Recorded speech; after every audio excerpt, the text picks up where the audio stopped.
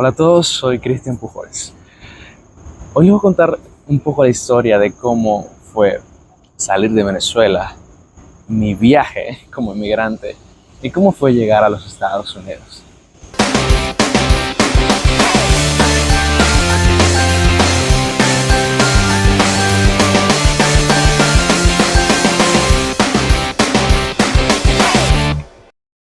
Para comenzar, quisiera hablarles un poco sobre mí. Yo soy una persona que le gusta muchísimo el fútbol, pero la primera vez que yo empecé a tener un poco de noción sobre qué era el fútbol fue en la época de los Galácticos. No porque me llamaran demasiado la atención los Galácticos o porque entendiese lo que significaba para el fútbol, sino porque simplemente fue la época en la cual yo empecé a tener un poco de noción sobre eso. Eh, yo soy voy a hacer un breve paréntesis acá. Yo soy cristiano, diría que desde nacimiento. Mis padres son cristianos también. Y a mí me marcó mucho el momento en el cual Kaká en la Champions, en la que tuvo la eliminatoria contra el Manchester United, en semifinales creo, que hubo un balón largo de Dida, Kaká lo peleó contra Vidic, Gabriel Heinze y Patrice Evra, y metió ese gol pasando con su cabeza, haciendo chocar a Heinze y Evra, si mal no recuerdo, y marcando ese gol contra Van der Sar. En esa Champions League, Kaká se quitó la camiseta y se arrodilló así con sus dedos al cielo, con una camiseta blanca con letras negras que decía I belong to Jesus. Desde ahí fue como que me marcó un poco y yo dije, bueno, me gusta este deporte, me gusta esto, y de ahí empecé a crecer un poco sobre eso. Lógicamente mi jugador favorito se volvió Kaká.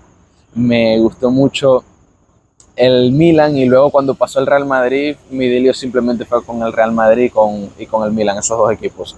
Pero me empezó a gustar mucho el fútbol. Lo disfrutaba mucho en mi país. El fútbol era una parte muy importante de mi vida.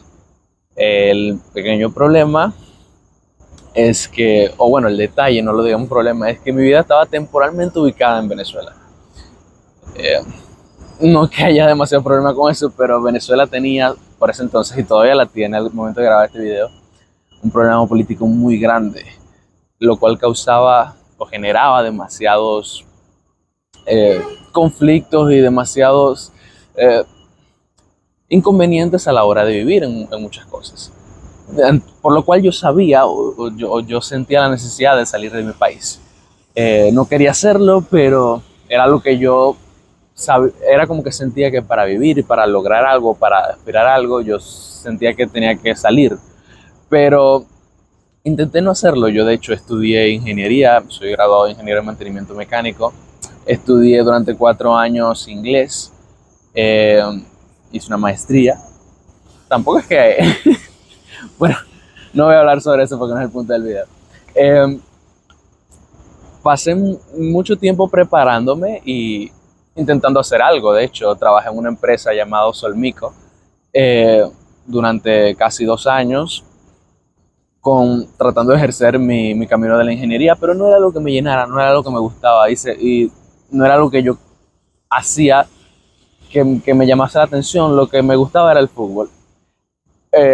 Dejando eso de lado, yo estaba en la época del 2017, cuando ya yo estaba terminando de estudiar. Fue la época donde se desató el problema de las guarimbas. Muchas personas murieron. Algo de eso está volviendo a suceder en este momento, pero yo sabía que no me podía quedar allí, tenía que salir. No encontraba el momento, no sabía la forma, y yo quería venir hacia los Estados Unidos. Un día simplemente yo dije, me voy. No sé cómo lo hice, yo planeé muchas cosas, no se me daban. Unas personas me ayudaron, salí. Cuadrar el viaje no fue nada sencillo. Yo hablé con muchas personas. Al final lo que tuve que hacer fue simplemente ir hacia la frontera con Colombia. La crucé. Fue bastante difícil cruzarla, había demasiadas personas. En todos los momentos siempre habían muchos policías que te cortaban el paso, alcabalas, lo que le llamamos en mi país, demasiadas. Cada tantos kilómetros, una alcabala tras otra alcabala, y después llegaba al punto donde estaban muy próximas entre sí, que tú estabas en una alcabala y ya veías la otra en el horizonte. Esto era demasiadas trabas. En cada alcabala los policías te querían cobrar dinero simplemente por pasar por allí como si fuera un peaje. Y recuerdo que una alcabala tenía el nombre de los huevos caídos. Pero bueno, logré salir de mi país a pesar de que por todos lados me querían sacar dinero. No lograron hacerlo y gracias a Dios porque no tenía nada, tenía muy poco dinero. Yo recuerdo que para hacer el viaje, el budget, el presupuesto tenía que ser de más de $4,000 y yo tenía rasgando todo más o menos unos 3,000. Entonces yo salí, logré llegar a Colombia, llegué a Bogotá, estuve 2 días allí y no sé cómo, pero conseguí un vuelo del Dorado hacia Ciudad de México. Llegué a Ciudad de México, luego pasé una semana allí, volé hacia Mexicali, algo que fue bastante difícil. En este momento no voy a profundizar sobre la historia, pero ya eso se lo contaré más adelante.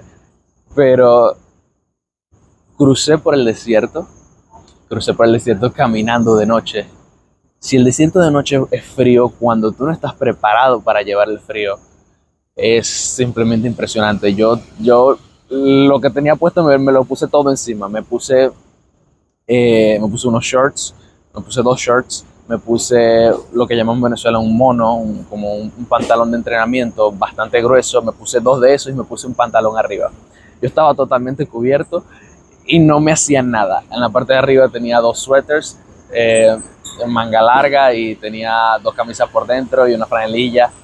No me hacía nada, era demasiado el frío porque también la ropa que yo tenía no era apto para el frío. Yo soy de tierra caliente en Venezuela, en el Zulia, y no es algo que yo tenía. Yo no contaba con ropas para el frío y lo sentí.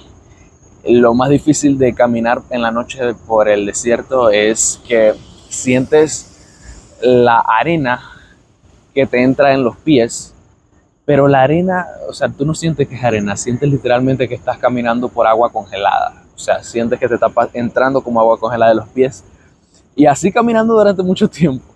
Logré pasar, crucé, me entregué hacia la policía y de allí comenzó un largo proceso. Me dejaron en libertad, luchando por mis documentos y otras cosas más. Pero lo realmente importante es que llegué. Recuerdo que llegué a una casa de mi tía, que fue una de las personas que me ayudó muchísimo aquí en Filadelfia. Llegué allí, conocí a mi familia y recuerdo que cuando yo llegué simplemente me caí en la cama y dije, lo logré. No hay sentido, no hay algo más satisfactorio que simplemente sentir que lo lograste algo después que fue tan difícil. Pero bueno, eso fue mi viaje hasta aquí. Lo que ha sido aquí es otra cosa, porque de nuevo vuelvo al inicio. Una parte, algo muy grande de mi vida siempre había sido el fútbol, desde que estoy muy pequeño. Y no sé por qué en esta ciudad a muy poca gente le gusta el fútbol. Es muy difícil encontrar una persona aquí con la cual tú puedas hablar sobre fútbol. Por lo menos no a la gente que me rodea. De hecho, mucha gente que me dice, yo no me gusta el fútbol, es que no lo entiendo, no pasa nada. Y yo, pero ¿cómo que no pasa nada? O sea, es un deporte que se vive con mucha pasión. Y recuerdo una frase de Maldini que dice, de Julio Maldonado Maldini, que dice, yo respeto a las personas que no les gusta el fútbol, pero no las entiendo. Y me pasa exactamente lo mismo, no las entiendo. Pero a lo que voy con esto y por qué empecé hablándoles, por qué quise hablarles sobre todo esto, es que les voy a hablar sobre el por qué inicia este proyecto. Este proyecto se llama No es Soccer. Y aquí evidentemente voy a hablar sobre el fútbol y lo que pasa es que yo necesitaba hablar con alguien sobre esto. Siempre me ha gustado mucho hablar sobre el fútbol. Y necesitaba hablarlo con alguien. Necesitaba soltarlo, desahogarme. Esa es la primera razón. Una razón como que necesaria. La otra razón del por qué lo quiero hacer es que al final tú tienes que seguir tus sueños, lo que te gusta hacer. Tienes que seguir todo aquello que te llene, lo que te apasione. Y a mí lo que me apasiona es el fútbol, es lo que quiero hacer, lo que me gustaría hacer. Y recuerda, no importa lo que te digan, no importa lo que la gente piense, no importa lo que los americanos digan. No es soccer, es fútbol.